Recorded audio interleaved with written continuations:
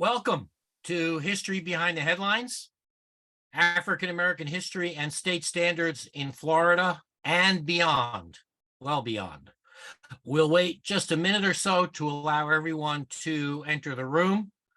We had roughly 900 registrants. I don't know what that will mean in terms of people actually coming, but it would behoove us to wait a little bit.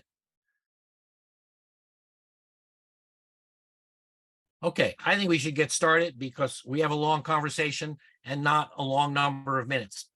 I'm Jim Grossman, Executive Director of the American Historical Association, the largest professional organization serving historians in all fields and in all sorts of workplaces and professions. The AHA promotes history education, the professional work of historians, and as you'll see today, the essential role of historical thinking in public life. Today's event is part of the AHA's History Behind the Headlines series, which features historians providing historical context for current events, suggesting how historical thinking can provide different angles on the world around us. The History Behind the Headlines series is generously sponsored by AHA member Jared Brubaker. If at any time during the conversation today, you find yourself seized with the urge to join the AHA because of the brilliance, fascination, and whatever else you hear through your screen, please hold that thought. You'll get a link after the program, and maybe even we'll put one up before that. We can't do any of this work or the other things that we do on behalf of history and the work of historians without the support of our members. Today's discussion, which will run until 2 p.m. Eastern Time, brings together 4 leading scholars to help us better understand current controversies relating to K-12 state standards in African American history, specifically in Florida lately, but also well beyond. This issue will also be on the table at the AHA's upcoming annual conference in San Francisco, January 4th through 7th. Our discussion will be moderated by Professor Leslie M. Harris, Professor of History at Northwestern University. And I'm going to say before I introduce Leslie that it would take me half of this scheduled conversation to properly introduce Leslie Harris, whom I have known for a very long time and who has accomplished far more than I am about to say. Leslie Harris is the author of In the Shadow of Slavery, African Americans in New York City, 1626 to 1863. Yes, you heard that right. It covers a 240-year period. Those of us who have written books covering 9-year periods understand the difficulty of doing that. She is co-editor with Ira Berlin of Slavery in New York, 2005, and with Daina Ramey Berry, who you will also hear from, but that Professor Harris will introduce, of Slavery and Freedom in Savannah, published in 2014. Professor Harris is currently at work on a family history of New Orleans between 1865, which is Hurricane Betsy, and 2005, Hurricane Katrina. She was also a co-founder of the Transforming Community Project of Emory University, which seeks to engage members of the university community in the active recovery of and reflection on the history of race at Emory and its meaning for the institution today. And those of us, and I think there are probably many in the audience as well as on this screen, who are trying to do that with our own institutions to recover, reckon with, and deal with the history of race and racism in our institutions, know how difficult and important that is. So I am going to turn this over to Professor Leslie Harris, turn off my screen, and listen. Good morning, those on the West Coast, and good afternoon to everyone else who's watching. I'm Leslie Harris. Thank you for joining us today, and thank you, Jim, for organizing this session and for your generous comments.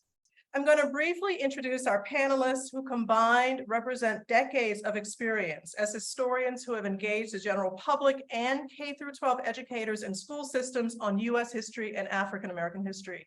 And I would say that everyone on this panel, for this panel, understands African American history is US history, and that has been our goal throughout our profession.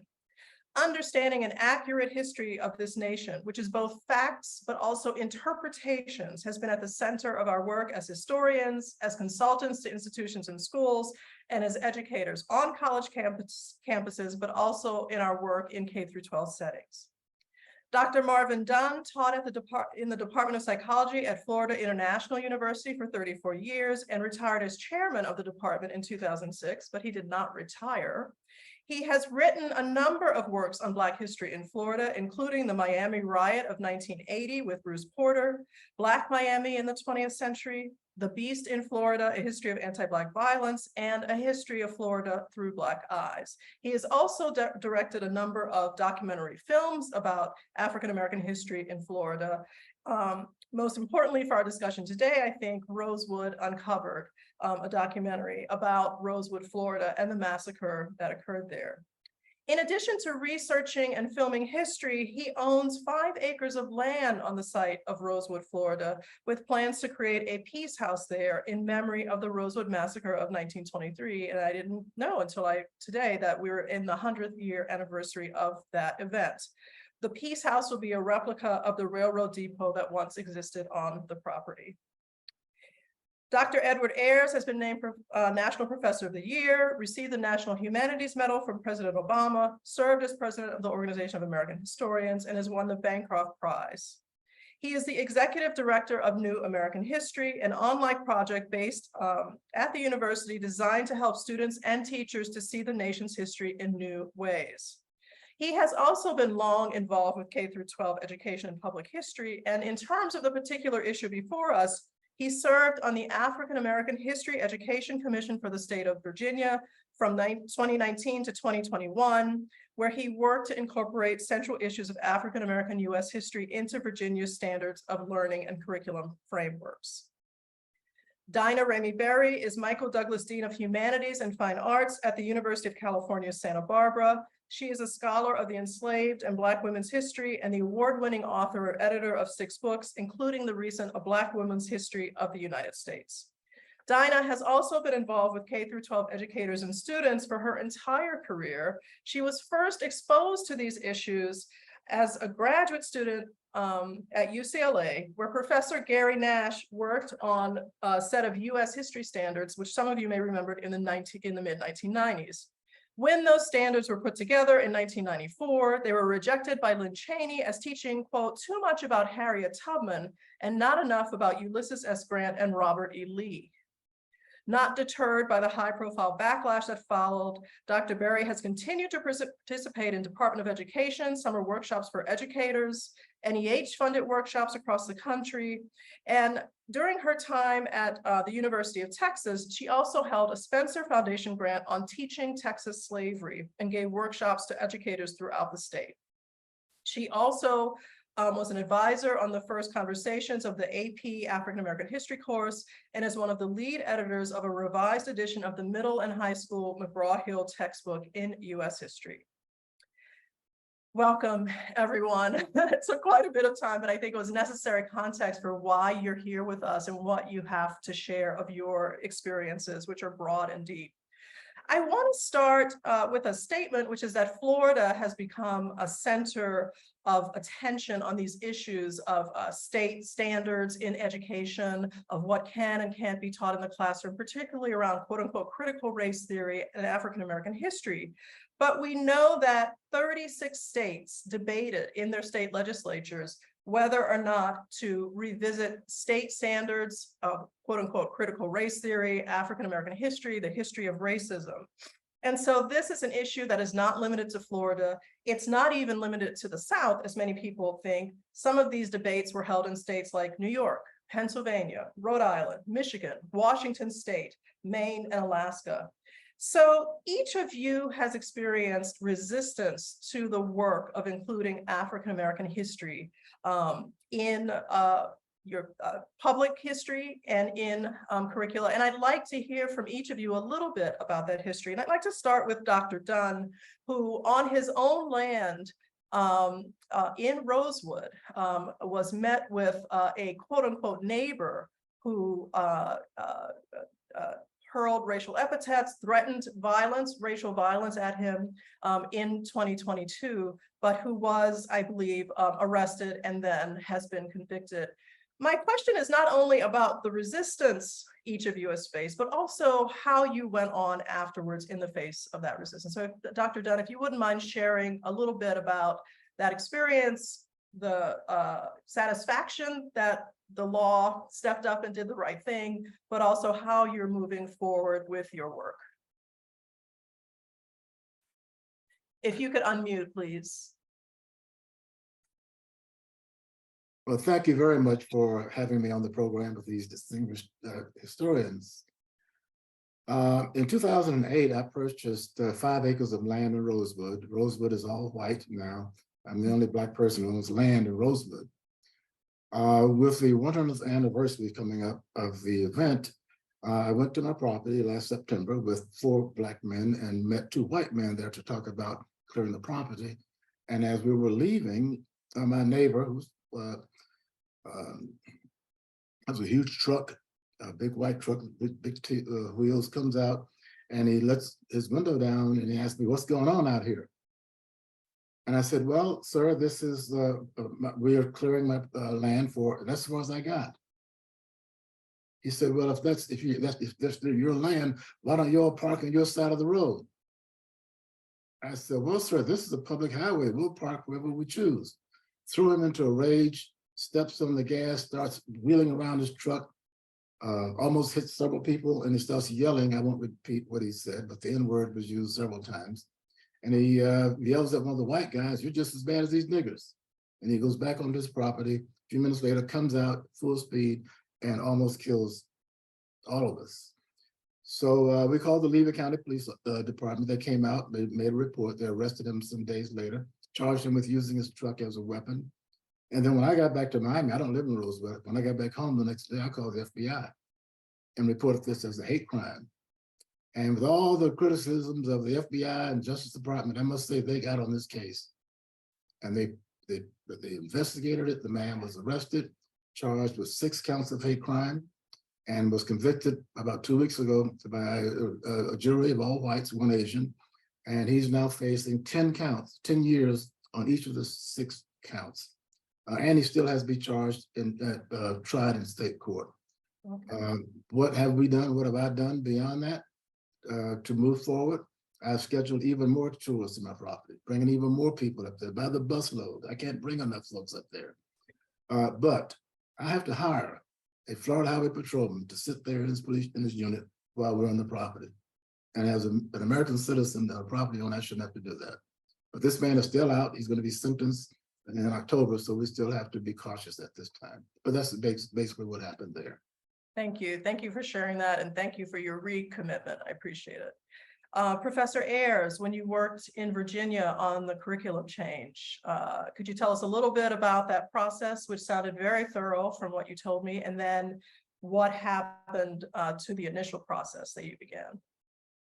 Well, in many ways, it was the opposite of the story that you just heard. It was all done through the bureaucracy and through established standards. Voices were raised only periodically, and yet the consequences have been meaningful. As you mentioned in the introduction, we worked for 2 years, dozens of us, to really rethink the way that African-American history is presented in Virginia. Obviously, we have a particular responsibility and burden in Virginia, being the place where American slavery was established. And it was to be approved in October of 2022. In the middle of this, there had been an election, however, in which a new governor was elected on explicitly campaigning against CRT. And on his first day in office, put out an executive order saying that there will be no what he called divisive concepts taught in Virginia's schools and called for a complete review of everything that had been done over the preceding 4 years, and to call for raising the standards of public education. He appointed new members of the Board of Education, new superintendent of education, superintendent of curriculum. And he, unlike some governors, was sophisticated in his presentation of history. He said, we must equip our teachers to teach our students the entirety of our history, both good and bad. And he named, quote, the horrors of American slavery and segregation and our country's treatment of Native Americans at the outset of his statement. And they're quoted Dr. King, color, character, and so forth. And so at several public hearings, hundreds of people showed up from all across the Commonwealth to testify, yes, let's see these standards through. But they were not. There were several missteps of the new secretary who resigned after suggesting that American Indians were the nation's first immigrants, and that the Civil War was not fundamentally about slavery. But the board rejected the curriculum frameworks and wrote a new one out of the public eye with unnamed consultants as the people doing most of the writing. As it happened, as a result of these passionate statements, including by the AHA, most of the substance of the curriculum frameworks that we suggested, the changes, were incorporated.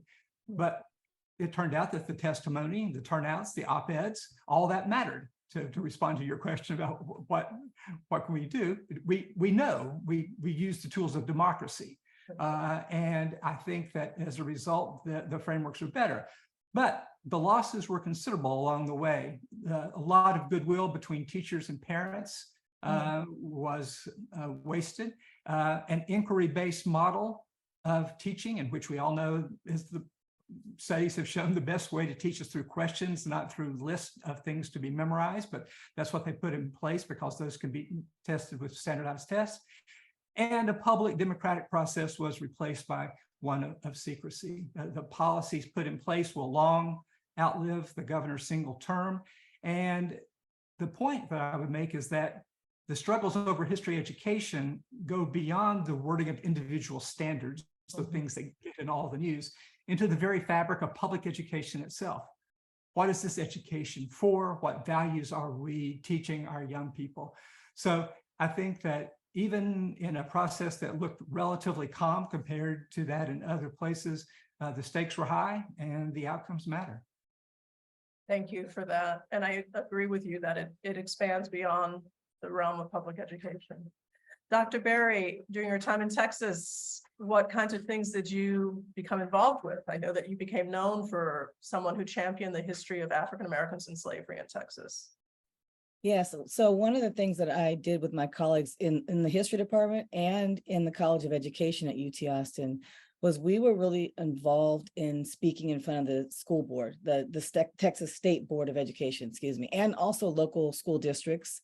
We hosted workshops for K through 12 educators on how to incorporate the history of African Americans within the textbooks, within their curriculum, but also this was at the time, this was a few years back when the ethnic studies was a piloted program that was being done through the high schools. And when we went to testify, there were a number of kids that were there that had experienced the class, and the class was ethnic studies, and the kids were of all races. And we spoke as educators about the importance of learning about all the key players in American history.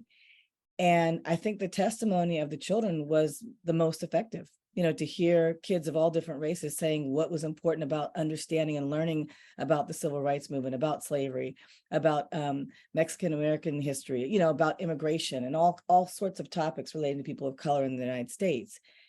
But when I was testifying, I think when you talk about some of the resistance, I was there with my two colleagues, Drs. Kefferlin and Anthony Brown, and there was a gentleman that was there that was literally standing behind me with a large-sized Confederate flag, like behind my back.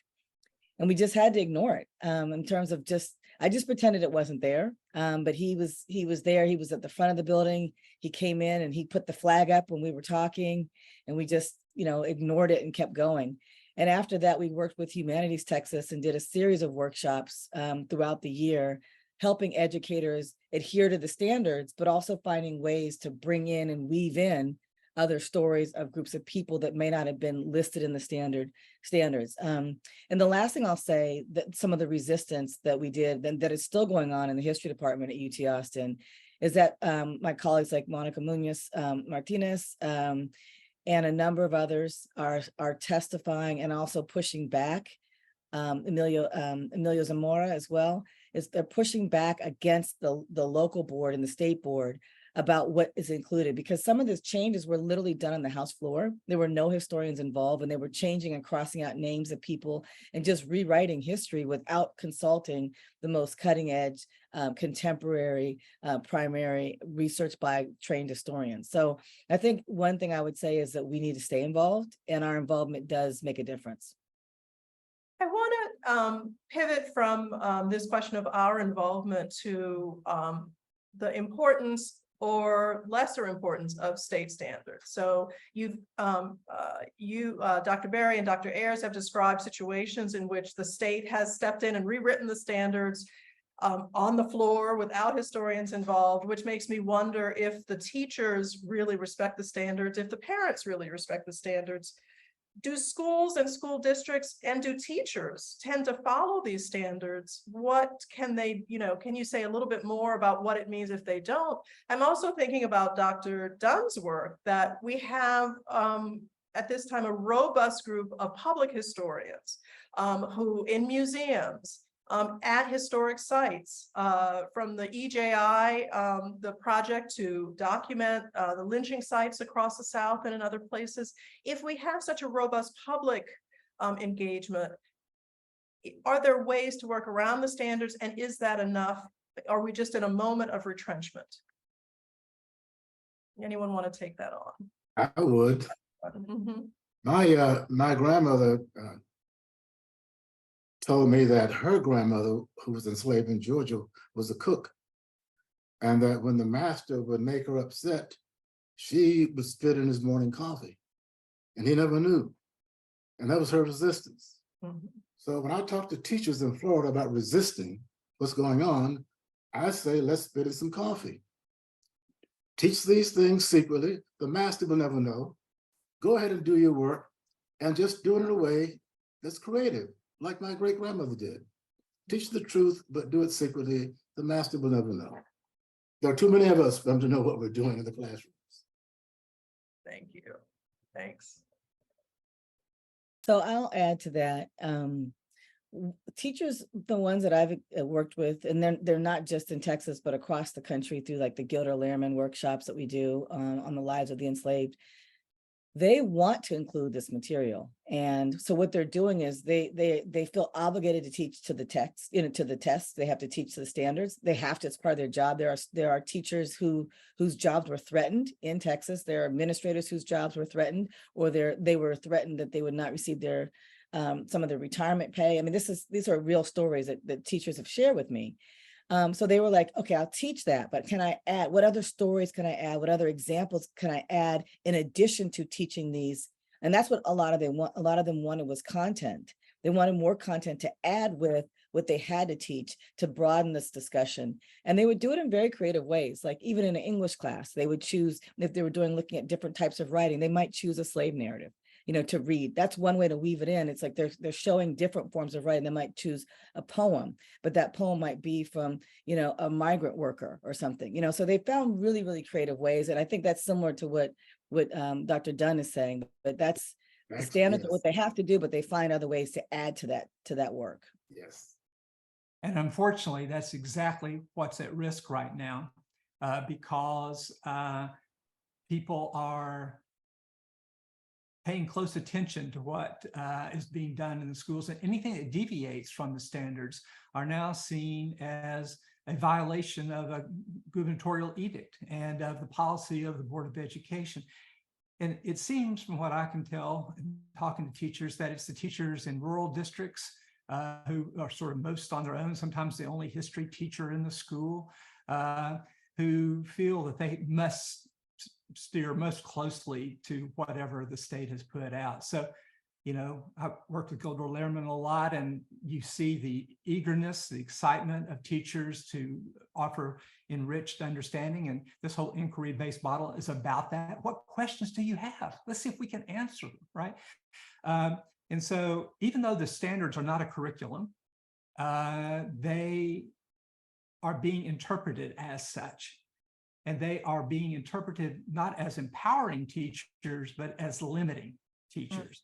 So I think that the crucial thing to understand is that the standards matter, but not in the way that we might think, that they have a consequence larger in some ways than they seem, than the ones if you just, when Virginia was debating this, the newspaper lined up the old standards and the new ones, and you look at it and think, well, that's not that big a deal. But then you start thinking about the consequences of what that would mean to teach that. So I think this sort of conversation is important because people need to understand that what they read about the standards and the wording of a particular thing is not the story.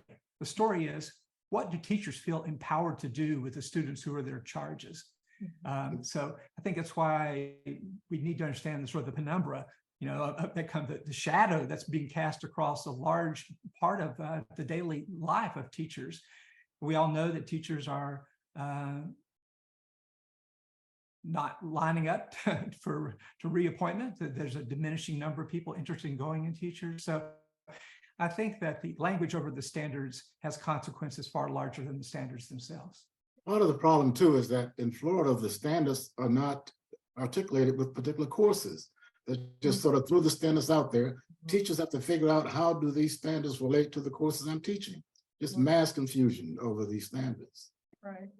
Can I add something too to what both of you all just said? I think the other challenge is that teachers didn't necessarily learn the kind of material that we want to see in classrooms when they were growing up. So there's an information gap. And I think that's the challenge. They want to teach, some of them want to teach this more inclusive history, for lack of a better phrase, but they didn't learn it themselves. So they have to learn it first and then be able to teach it. And then they feel at risk. The teachers from some of the more politically charged states on my last year's seminar with the Gilder Lehrman were begging for support from outside states. They were saying, we need other states to speak for us because we don't want to lose our jobs. And we have to be very careful on how far we go with this curriculum and how far we go off the standards. We need other people to speak up for us. They were saying that. And some of the teachers in I mean, Leslie, you said there was like 32 states now have some type of, what was it? 36 have debated that. They haven't passed it, but they have at some point debated it. Yeah. So those, and we're almost, we're more than halfway, right? In terms of the numbers of states that are having these conversations. But at the time, there were certain states that were more charged, like Florida and Texas and Arkansas and so forth. And those teachers were saying, we need people in other states that have a little bit more freedom right now to help speak for us. And I thought that was really powerful. Can you say more about, is it through events like this, speaking out about and having historians talk about this? When you say speak for them, what does that mean for them in their states when that happens? They were saying they wanted more like political, like they wanted people to come out in public and speak. They wanted people to do things in solidarity of teachers in other states. So, you saw there was in Chicago, I think the teachers did a walkout. They were saying, we want to see walkouts for us, for our state, for, to show something publicly that shows that you're in solidarity and you support what we're trying to do so that we can generate support outside of their state where they can be safe and still receive their retirement benefits and all those things. So they had some ideas, but they were saying, speak out, speak out. They just kept saying, speak out. We need to hear from you. We need you all to be in the public. Okay. We just had a march of several hundred people last Wednesday. I was happy to lead it to the Dade County School Board. All these people came out. We probably had as many white as black concerned about these standards. So we've been there. We're in the process of resisting. Okay, great. This is very helpful. Thank you. I want to talk about one way in which African-American histories of racism and slavery are sometimes discussed as age appropriate. The developers of the Florida standards, for example, believe that children can't usefully engage slavery until the 5th grade or so. Do you agree? How can young students engage with race and racism effectively? What have you witnessed in terms of thinking about supposedly an age-appropriate curricula on these questions? I would say that museums are kind of ahead of us on this front. I work with a lot of museums, and I stand in the corners and watch how they engage young people to talk about these hard things, and the curiosity that young people bring, the sense of trust, and also being able to teach with things and in places is very powerful. So I guess I would say that I think that educators, whether higher ed or K-12, should establish as stronger partnerships with our partners in the museum world as we possibly can. One of the things that I was on the board of the American Civil War Museum in Richmond, and the General Assembly, bipartisan, gave support for every fourth grade student to visit this museum in which slavery and the lives of African American people and accomplishing their own freedom are prominently featured. And teachers just take us and say, thank you so much. You know, being able to see this in a context in which there's a story is powerful, you know, they have these great visuals, but it's also a sense where a third party who's trusted, who has, you know, authorization from important national organizations can tell this. It's a partnership with teachers that takes some of the burden off of them. Then they get back to their classrooms where they have these communities of trust, these kids who love them from all the time they spent together, and talk those things through. So I guess that's my advice, is we have more friends than we might realize, and it's good to reach out to them. And I was pleased just last week to take 30 teachers from Miami to Rosewood and to Ocoee. We paid all the expenses. My nonprofit, the Miami Center for Racial Justice, has taken several groups to these places for the purposes that we're just talking about. One of the things I've noticed as we take students and their parents or grandparents or teachers to these places is that they are definitely moved by being in the place where these things happen, to walk that bloody ground, to reconnect with their ancestors.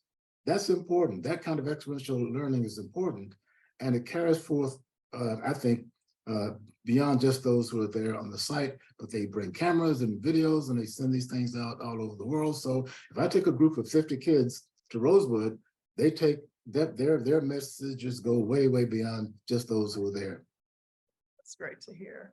I agree with that. I mean, both Dr. Harris and I have done a lot of work with museums, cultural sites, and we've done work to help prepare material for tours and K-12 educators, but also just the general public.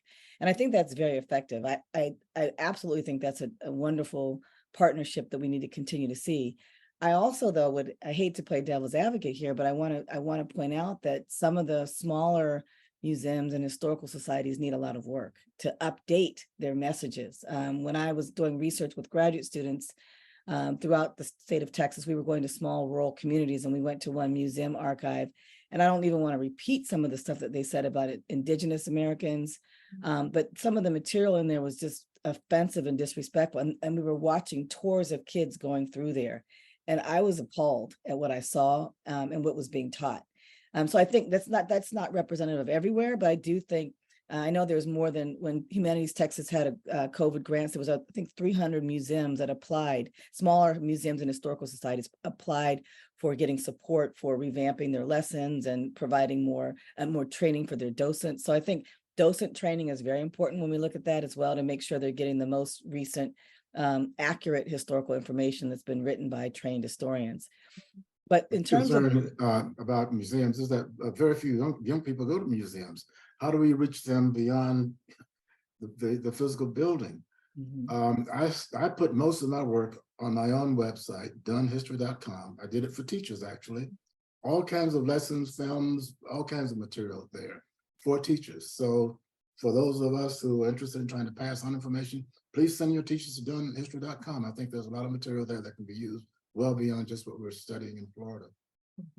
Yeah, and I think to your question about age appropriateness, I've had a lot of informal conversations with kids from age 5 on, like age 4, like pre-K. It's really pre-K to 5th grade. And I did work with Dr. Jennifer Keys-O'Dare and Elizabeth Dunn on creating a 5th grade social studies curriculum that's free and available online, because we knew that we could teach slavery and stuff like that in the 5th grade. But the kids are prepared for learning about race, and all of that well before that. I mean, they're ready for it, and it just depends on how you teach it and the kinds of examples that you give. It's really about storytelling. And I always would start off with, when I'm talking to kindergartners about slavery, I'll share stories and images of young children that were also enslaved so that they're the same age. I try to give examples of kids that were 200, 300 years ago that are the same age. That's one way to help them connect to it, but not be so afraid by it. I'm also very conscious about the kinds of examples I give. But I have to say, I was in a 4th grade class and I was talking about enslaved people's prices, and a book that I wrote a few years ago. And one of the students was asking me about the mothers and how the values of mothers, and what does that mean if they give birth. A pregnant mother is valued higher, but what does it mean when she gives birth and the baby is not alive? The student asked me that. Wow. And the teacher looked mortified. And I said, that's a very good question. The value would go down because that they didn't give birth to a additional source of labor, and that child was not healthy. And after the class, the teacher didn't know what to say. She was like really sort of, shooken by it. And the student said her mother had lost her sister, her little baby sister, so she could relate, and she understood, and she found a way. And it wasn't traumatizing for anybody, but she related on a very personal level and thought, well, my mommy had a baby and the baby didn't survive. So what would happen to my mommy? What would that mean? So I do think how you talk. I mean, I've talked about the Civil War to 5-year-olds, how you talk about it and the kinds of examples you give really matter, but you can teach this material. Kids are trying to understand. And then I think about the historical figures that we're talking about. I think about Daisy Bates in the Little Rock Nine. I think about Frederick Douglass witnessing things at age 6. I think about Anne Frank being hidden in the closet at age 13. So kids at all ages can handle this. They've lived through it, and children that were enslaved experienced it and witnessed it themselves. So I'm not saying we torture our children. That's not at all what I'm saying, but I'm saying we can have these conversations and they can be age appropriate. I took a 9-year-old, a Black girl, with her mom on one of these Teach the Truth tours to Rosewood. And we were given the chance to go into the J.W. Wright house. Mr. Wright and his wife saved a lot of people, White family, during the Rosewood Massacre. And they just made the house available for me to bring people on tour to that house. So on the second time that I got to do that, I took these kids, high school kids, but one parent brought an 8-year-old girl with her. And we went into the Wright house, and I took them upstairs and showed them around. And as we were about to leave, she said, Dr. Dunn, I found a room. I found the room. I said, no, honey, there are no rooms. I've seen them all. No, Dr. Dunn, you could come, let me show you the room I found. All right, okay, show me the room. Turns out the child opened the door, and there was a room in the Wright house I didn't even know existed. Wow. And totally new information for me. So as we were leaving, she calls herself now Dora the Explorer. And I recognize her for I could have missed that house a lot more visits. Right. That's amazing. And that's the thing. I mean, they can see this at their level and see things that we don't see. It's wonderful. If I might just say one more comment about age appropriate. A lot of times people think that if we only teach the heroes and the positive things, right. But if we don't understand what it is that Harriet Tubman was escaping from, or what Rosa Parks was fighting against, they're hollow lessons. So I think, to talk about this as storytelling, which I think is what it is, if you only tell half the story, it doesn't make any sense. And kids can see through this. I know that it's like, well, yeah, but so why was that such a big deal? So I think that, as our governors to teach the good and the bad, they have to go together to make any kind of sense at all. My Black Miami history book opens with the story of Black Caesar, who was a pirate along the coast of Florida back in the 1600s. So when I go to elementary schools and I give talks on Black history, talk about Black Caesar and other things, the kids want to talk about Black Caesar. So the kids, no, he was a pirate. He was no role model. They want to know about Black Caesar. What was it? How did he get the people? How did he blow up the other ships? No, let's talk about, but you're right. This history can live with kids because so much of it can be brought down to their level and explained in such a way that they can identify with it. So I really think we need to be much more bold in what we offer kids, obviously up to a point. I think they can take a lot more than we now believe that they can. So one question, of course, this also raises is what is the role of parents in these conversations? Should parents have the right to shield their children from certain images, ideas? And a related question for me that I've been thinking about is, sometimes we encourage parents to be more active on behalf of their children's education. But if two groups of parents really differ on the meaning of that education, the teachers are in the middle, the schools might be in the middle. What is the role, do you think, of parents in these situations? Suppose parents had the dominant word during segregation. Suppose white parents in Mississippi had said, I don't want my children going to school with Black children. Do parents have a right to assert such a thing as that? And where does it limit? Where do you limit that? In Exactly. Florida, I think we've overdone it. DeSantis in Florida has overdone the whole parent right thing. So one parent can go into a school, that's happened in our state, and take 162 books off the shelves in the school because that one parent objects to them. So parent rights has been, I think, overdone in Florida and may also be overdone in other parts of the country. It sounds like you're talking about an individual, it takes one person as a That's sort right. of veto, as opposed to going through a more democratic process in terms of education. Right. PTAs have been around for a long time and are absolutely critical to functioning. I think what you all just referred to is what's happened is a small minority has claimed the right to determine what everybody else's kids will learn and sort of empowered, in some way, the social media and things that, that Marvin's talking about has that capacity to spread a good word, can also spread a contagion of intolerance. And so I think that if, as you said, Leslie, if the key word from the beginning is democratic, that means everybody has a voice, but everybody has to listen to everybody else's voices as well. So I think that's kind of what we've lost right now, is a sense of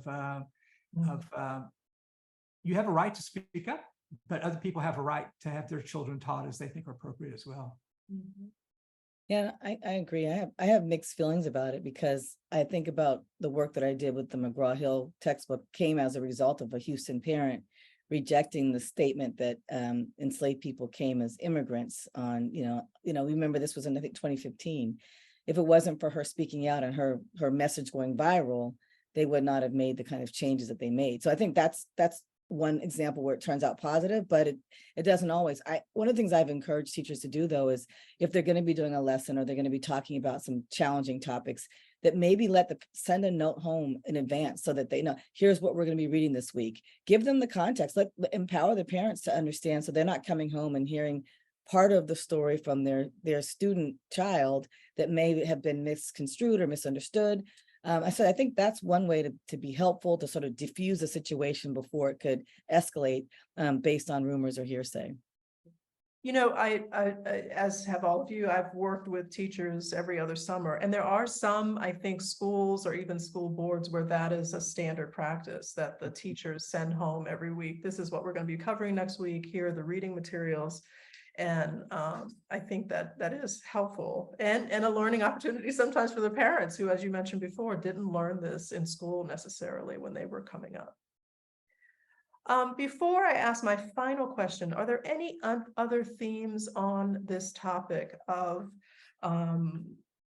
your experiences? I've already asked you about responding to resistance. If there are additional stories of, I hesitate to use the word success, but where you've seen change happen in a way that you feel good about, and that we can sort of share with our audience ways to continue to, inform the public, schools, et cetera, about where we stand as historians in this particular moment. I mean, we have made a lot of progress in terms of how we understand the history of African Americans, the history of racism and slavery, and there's a lot of change. And in these conversations, even these difficult conversations, I feel like I've heard many people want to reckon with it more, not just children, but adults as well. So I wonder if you have any examples of that as you're going to different schools, perhaps talking about these histories? I think Florida is going to change these standards. I think a lot of the uproar about it has led to the reality that these standards simply will not work in Florida. Had it not been for the outcry around the country about these standards, and I think this will not be happening, but I think they're going to reconvene this work group, or well, I hope they'll reconvene, bring together another group, not the group that did these, that advised the governor on these particular standards. But I do think we're going to see new standards in Florida that will exclude, thankfully, the idea that enslaved people had some personal benefit. And I think they will also readdress these lies about Ocoee and Rosewood in these new standards. Right. If they do at least that much, that'll be a step in the right direction. We need more than that done, but I would hope at least that much will happen as they revamp the standards in Florida. That's really great to hear. That's really great. I don't think I'm going to be invited to be on the panel to rewrite the standards, but I'll cheer on the sidelines for those who. I'm sure that your work will have an influence, even if you're not in the room. Let's hope. There's good work being done now as we prepare for the 250th anniversary of the Declaration of Independence. So I think there's ramping up now that's a part of a national conversation that I think will be helpful, which involves museums, historical societies, schools, providing curriculum for schools, providing curriculum for these public spaces that we share history. I think that will be very helpful. And I've always said it's almost like we need a national reading list, and this is going to get tricky because of all the book bans, but it would be nice if we could all have a national syllabus when we're reading the same books we can agree upon, or get all the top historians to decide on what a reading list would be for a 10-week crash course on American history that could be done as sort of like one book, one community kind of things, but across the country. I think that would be amazing. That way we can dispel a lot of the myths that are out there about American history and about African American history. So I think let me correct one thing about my in the introduction about my book, A History of Florida Through Black Eyes. It's not a banned book in Florida. Although any teacher in Florida who had that book in her classroom could be fired because it speaks about institutional racism and things that we're not supposed to teach about in Florida. But I did that book particularly to try to preserve these difficult stories of Black Florida history. And I hope that people will get that book, History of Florida Through Black Eyes. That's the counter narrative in Florida to the DeSantis message about Florida Black history. Right. The other thing too, I always find interesting is when a book is banned, often there's a lot of attention to it. And then people are like, oh, what's in that book? So for some people, there are more sales after. Especially with kids, you tell a child you can't have that. Can't read it. That's going to make them want to read that book all the more. So it may backfire. I hope it does. Right. But I like this idea of, probably multiple lists as we come up on this 250th anniversary, given how contentious the 1619 project was and all the discussions and debates. We are certainly primed to have a new discussion around the American Revolution and an understanding of many more groups that were involved in that early part of our history. Absolutely. I guess I'd like to think that if we take a historical perspective on this, speaking as someone who went to Andrew Johnson Elementary School on the other side of the segregation line, to what we're seeing now, you could imagine in the broadest perspective as a backlash against profound change that's taken place over the last half century. And that the floor of understanding keeps rising, that every year we're making progress. And that this is people saying, well, how could we stop this? And trying to manufacture critical race theory as a pervasive threat in elementary education and so forth is an effort to contain something that I don't think can be contained, which is the democratization of American history.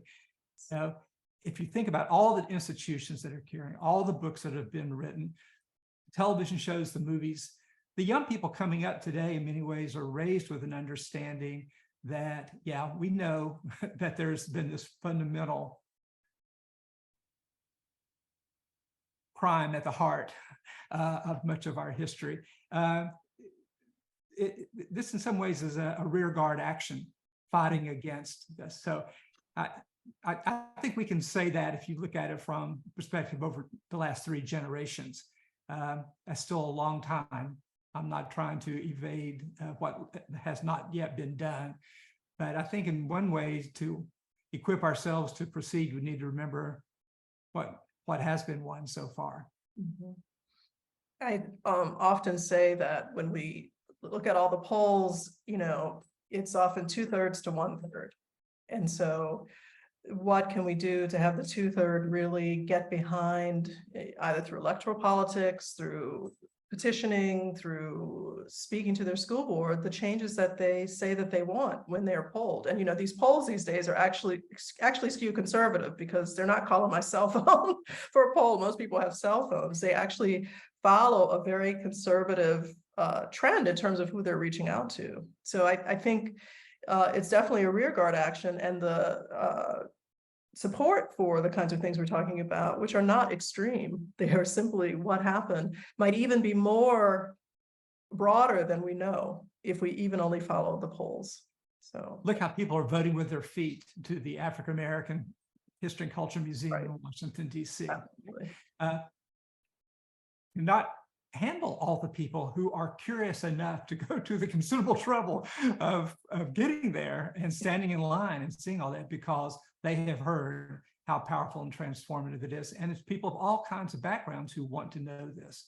So that's the thing too, that the divisive concepts, it's not dividing, people are crossing those divisive concepts every day. And that is acknowledging that they exist, that there are divisions is the first way to cross them. So I think that, people have demonstrated time and time again, of the movies they watch, the music they listen to, the museums they go to, what kind of truth they want to be told. thank you. My final question to all of you is, what is the role of the academic historian? I mean, I feel that when I first trained as an historian, I went to what then felt like a very traditional program. I was going to learn how to write books. I'd figure out how to teach when I got into the classroom. And I then entered a profession where more and more we were called on to speak to the public, first through museum work, then through teacher seminars for K-12 teachers. Here we are on a webinar speaking to hundreds of people. Our role as quote unquote academic historians, we are definitely not in an ivory tower if we ever were, but more and more we're facing the public. So on the one hand, is it just to speak the truth of the history we know, but also are there particular things that we can do as academic historians? Are there particular moments in our careers when we should do this kind of work? Again, Dr. Dunn retired and then did not retire. Is it, whenever the work comes, it's great. Is that an option for some? Should assistant professors be involved in these efforts? What do we think? I respect my colleagues in academia here in Florida. DeSantis doesn't control my paycheck that comes every month, whether he likes it or not. A lot of folks have mortgages and kids in college, and they can't do what I'm doing. And those of us who are able to stand up. But I think one of the most important things we historians need to do now is to get our work out to more people, to have our work more exposed on the internet, so that we can have access to the work beyond counting on folks to read our books or going to a library. Let's get much more public than putting our material out there. I've not yet gotten to TikTok level, but I do Facebook and Twitter, and my granddaughters keep telling me, Dad, Granddad, go to TikTok. As well, not yet, guys. But I think that's one way to do this. Maybe they could be your producers on TikTok. Maybe that's the way to go. Two of them could very easily do that. Dr. Berry. Okay. Dr. Berry. Well, I was going to say, I think our role is very important. And I think it was modeled for me, as you mentioned in the introduction. I saw, one of my faculty members when I was a graduate student speaking out publicly, Gary Nash, about U.S. history standards and about what teaching, accurate American history is. So I think we saw, my cohort saw what it was to take not only what we do at the university, but also do that in the public. My advisor, Brenda Stevenson, taught me the same thing, So I came out of graduate school speaking at churches, historical societies, community centers, like throughout my whole career, and then have my graduate students doing the same thing. So it is very important. And if we're not a part of these conversations, then we're not going to be able to right the wrongs in these books and in the ways in which people are learning. So I think the role is very important. I think also, though, public scholarship has, if you look at the history of public scholarship or public historians, or public engaged scholarship, has become very popular within our profession. We now have, and I'm pushing for more standards, at the administrative level. And I'm sure Dr. Ayers would have something to say as well, having been a university president, but trying to find ways where we get standard, where we have in our, when we're going up for promotion and tenure, to have this labor, this work that we're doing count for wherever. It depends on different institutions and what kind of work you're doing, but I was at Michigan State when they created online, CVs, like looking at the kind of work that people were doing online, the publications they were doing online, and making sure people were getting credit for that. That was Dr. Mark Kornblue did that. And then at UT Austin, Dean Randy Dill found ways to incorporate and give credit to scholars for doing publicly engaged scholarship. So I would just say that I think we need to find ways to credit this work as well. Great. And I'm not saying this only because Jim Grossman has suddenly appeared on our screen, but I was going to say the AHA has been a leader in this, in putting out statements. So I was the Dean of Arts and Sciences in charge of all these tenure cases, and having our leading professional organization saying public engagement and digital work should be acknowledged in promotion tenure is enormously valuable. I guess my final answer to your question is we should listen more and talk less with our teacher colleagues. We need to find out, okay, how can I be of use? Rather than, let me paraphrase the last 10 years of work on this subject. What do you want to know? What would be helpful? If I don't know, I'll try to find out. So I think partnerships across these different levels of education it is critical, but also supporting young scholars as early as we can to let them know that this counts. Makes a big difference. Great. Thank you all so much. This has been a wonderful conversation. I'll now turn it over to Jim Grossman. Thank you, and thank all of you for this. That concludes our today's panel, African American History and State Standards in Florida and clearly well beyond. I want to thank Ed just for that little pitch there. We may or may not get this into the chat. But yes, the AHA has actually published recommendations for history departments and universities to broaden the definition of scholarship in exactly this way, suggesting that there are many, many ways of being a historian. I also want to emphasize that when we think about state standards, the other thing is that for a lot of teachers, teachers get calls from parents. Much more recently than they did in the past. And I think the general conventional wisdom is this has something to do with COVID, with parents who were sitting in the room while their children were going to school. But we've heard reports from many more teachers that they get calls from parents at night complaining about what they teach. And if the state standards say this is what you should be teaching, even if it's not requiring teachers to teach it, the teachers who want to do this can say to that parent on the phone, oh, no, I'm not doing anything wrong at all. I'm just doing what the state tells me to do. It gives them that ammunition. So this is another reason why it's important. I also want to quickly, before we go, emphasize the importance of teachers when they're learning how to be teachers. Learning African-American history, learning other kinds of history from just the standard narrative. When I was a graduate student in California, all teachers and social workers were required to take California history. I supported myself my first year by grading exams in California history. And I'd like to know how many prospective teachers and maybe social workers and others are required to take African-American history. You're getting your degree through an ed school where you're learning important things. But if California could require teachers to take California history, then a lot of places can require prospective teachers to take the kinds of courses where they'll learn the kind of things that we talked about today. Everybody who registered for today's webinar will receive a follow-up email with a link to a recording of today's event as soon as we can share it. If you're already a member of the AHA, thank you. If you're not, we hope that you will, having heard this hour of conversation, decide to join. I think we've posted a link in the membership to the membership page on our website in the chat. And again, finally, thank you, all 4 of you, for giving us your time, your thoughts, your wisdom, your judgment, and all of those other things. Anybody in the audience who has follow-up questions, please feel free to contact the AHA, and we will try to get back to you. Those of you who are members should think about using our member forum to continue this conversation. So thank you, everybody. Thank you. Thank you, Jim, so much for bringing us together. Thank you, panelists. Thank you.